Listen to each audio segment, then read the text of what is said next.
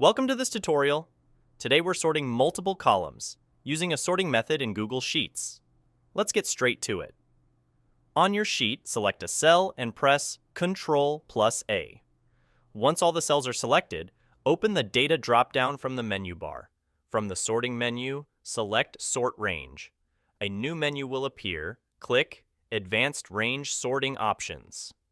Note there's a tick box at the top of the window. If your sheet has headers, it's important to check the box. If left unchecked, Sheets will treat these headers as data, and you will end up with headers jumbled up in the sheet like this.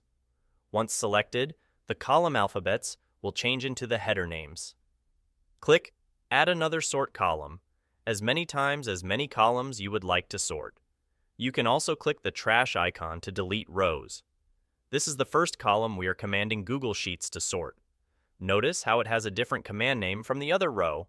This is because of how the sorting will be prioritized. All the data will first be sorted by the first row's settings, and, as it says, then by the choices I will make in this second row.